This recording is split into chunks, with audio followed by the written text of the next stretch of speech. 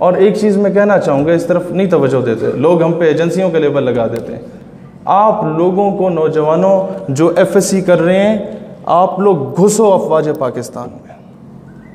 آپ لوگ B S C کر چکے ہو تو سی ایس ایس کا امتحان دو. بیٹا یہ آپ لوگوں کو جب تعلیمی اداروں میں پروفیسر ہود بھائی جیسے 3rd کلاس پروفیسرز پڑھائیں گے اور میڈیا پر باغی کے نام کا ڈرامہ چلا کے قندیل بلوچ کو آئیڈیلائز کریں گے تو قوم کی بیٹی کبھی رابعہ بصری نہیں بنتی. سسٹم کو کون چینج کرتا ہے؟ منسٹر چینج کرتا ہے؟ نہیں. آج تک سچ تو بتایا نہیں گیا، بیوروکریٹ کرتا ہے. آج تک اسلامی تعلیمی نظام کیوں نہیں آیا؟ میں وہ جذباتی یا روایتی باتیں نہیں کر رہا، آج میں سمجھانا چاہتا ہوں. آپ کا سب سے پہلا جو فورن منسٹر تھا، سر ظفر اللہ جسے کہا جاتا ہے، وہ 3rd کلاس آدمی قادیانی تھا. اور اسد اللہ شخص ایک جو یہودی تھا، بعد میں مسلمان ہوا. قائد اعظم نے کہا کہ جو مسلمان ہوتے ہیں حضرت صاحب، وہ تو مسلمان گھر میں پیدا ہوتے ہیں، انہیں تو اتنا مذہب کا نہیں پتہ ہوتا، جو ماں باپ بتاتے ہیں وہ کرتے ہیں. تم کیونکہ یہودی تھے، تم اسلام کو سوچ سمجھ کر ہی قبول کیا ہوگا، پڑھا ہوگا، لہٰذا تعلیمی نظام، اسلامی تعلیمی نظام تم نے متعارف کرانا ہے، وہ ترتیب دو. اس نے کہا مجھے 1 سال کا ٹائم دیجئے.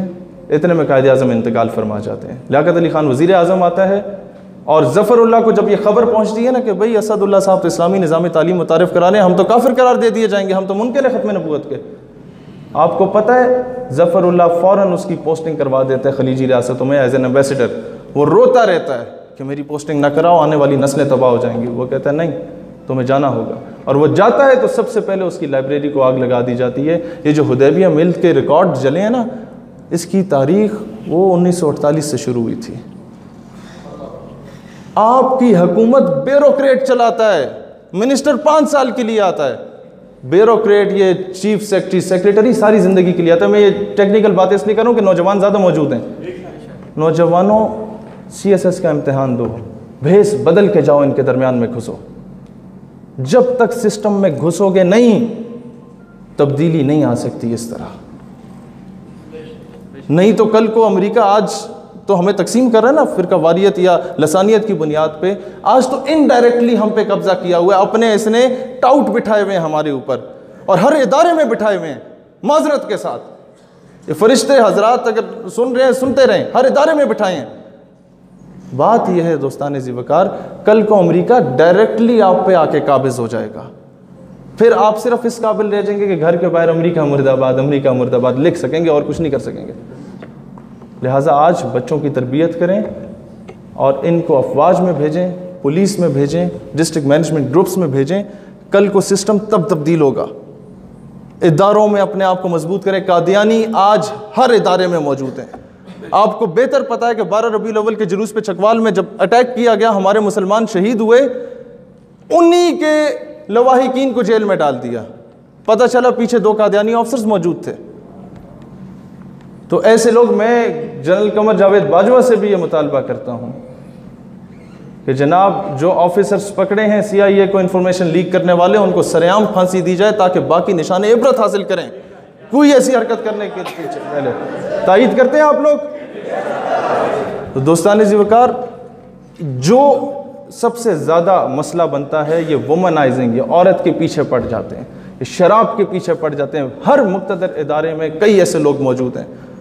آج ہمیں ضرورت ہے کہ ہمیں اپنے افواج کا ساتھ دینا ہے، لیکن درمیان میں ہر ادارے میں موجود غداروں کو نکالنا ہے، چاہے وہ حکومت میں ہو، چاہے وہ کوئی منسٹر ہو، چاہے کوئی وزیر ہو، چاہے کوئی مشیر ہو. اور اب یہ میں صرف 1 منٹ چاہوں گا، یہ درس ہمیں کس نے دیا ناموس رسالت کا؟ لوگ آپ سے پوچھتے ہیں نا، او جی مولویوں پیچھے پہ گئے ہو. انہوں نے بولا نہیں جی، ہم یہ درس قائد اعظم نے دیا تھا. غازی علم الدین شہید کا کیس قائد اعظم نے لڑا تھا. ہمیں یہ درس علامہ اقبال نے دیا تھا. غازی علم الدین ڈیفنس کمیٹی علامہ اقبال نے بنائی تھی. قائد اعظم جیل میں جاتے ہیں اور کہتے ہیں علم الدین تم ایک مرتبہ کہہ دو میں نے گستاخ کو جب قتل کیا تو میں ہوش میں نہیں تھا، تو میں تمام ثبوتوں کی روشنی میں تمہیں رہا کروا سکتا ہوں. علم الدین تاریخی جواب دیتا ہے، جناب والا زندگی چ پہلا کم کیتا ہے جڑا ہوش رہ کے کیتا ہے. پھر اب کمرہ عدالت میں کمرے عدالت میں جب جاتے ہیں تو جج انگریز تھا، ثاقب نثار نہیں تھا جو خود کو مسلمان کہتا ہے، انگریز تھا، خود کو کافر کہتا تھا۔ وہ کہتا ہے جناب والا علم و دین، تم نے گستاخ کو قتل کر کے قانون ہاتھ میں لیا، تم نے توہین عدالت کی ہے۔ علم و دین پھر دلیری سے بولتا ہے جج صاحب جب آپ توہین عدالت برداشت نہیں کر سکتے تو مسلمان توہین رسالت کیسے برداشت کر سکتا ہے؟ یہ جو تھرڈ کلاس بندہ مسند وزارت پہ بیٹھ کے یہ کہہ رہا ہوتا ہے یہ چھوٹا طبقہ ہے، میں بتاؤں یہ چھوٹا طبقہ کیا ہے؟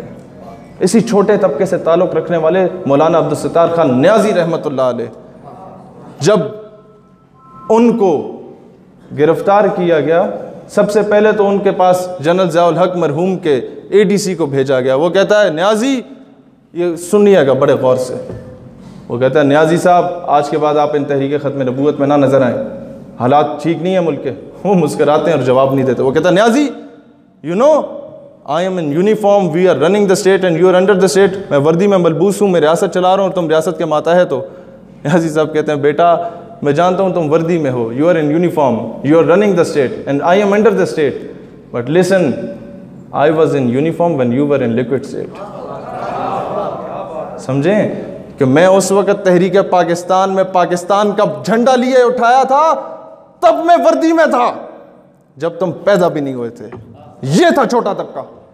کمرے عدالت میں لے کے جاتے ہیں، جج بڈھا نہیں تھا ثاقب نثار کی طرح، جوان سا تھا، نیا نیا آیا تھا۔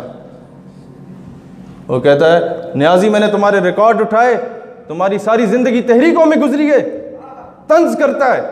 نیازی صاحب کہتے ہیں مسکرا کے بیٹا اگر تمہاری زندگی، اگر تم نیازی کی زندگی تحریکوں میں نہ گزرتی تو تم آج اس کرسی پہ نہ بیٹھے ہوتے، کسی تھڑے پہ پکوڑے بیچ رہے ہوتے۔ یہ تھا چھوٹا طبقہ۔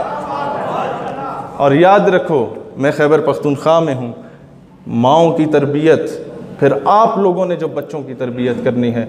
وہ ایک 6 ستمبر کی تقریب تھی، ایک جوان شہید ہوا تھا ہمارا ہندوستان کے خلاف، تو پٹھان ماں کو بلایا جاتا ہے کہ تمہارا بیٹا شہید ہوا ہے، کیا تاثرات ہیں؟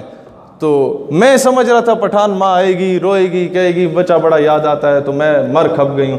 وہ آتی ہے آفرین اس پٹھان ماں پہ، آتی ہے اور کہتی ہے وطن اچھر خپا مشے، وطن پریشان نہ ہو، پٹھان ماں زندہ ہیں جو اپنے بچوں کو تجھ پہ قربان کرنے کے لیے تیار ہیں۔ تو یہ پاکستان ہمارے اکابرین نے بنایا، ہمارے خواجہ قمر الدین سیالوی نے بنایا، ہمارے پیر آف مانکی نے بنایا، ہمارے پیر آف زکوڑی نے بنایا، ہمارے پیر پگاڑا نے بنایا، پیر جماعت علی شاہ نے بنایا۔ اگر کوئی کہتا ہے اس ملک کے ٹھیکیدار ہو، بولو ہاں، وفادار بھی ہیں، چوکیدار بھی ہیں، ٹھیکیدار کہتے ہو ٹھیکیدار بھی ہیں، تمہیں اس پہ قابض نہیں ہونے دیں گے۔ اللہ اسلام اور وطن عزیز پاکستان کا حامی و ناصر ہو، پاکستان ہمیشہ زندہ باد، اور اللہ ان دلیر بزرگوں کا سایہ ہم پہ سلامت رکھے، آمین۔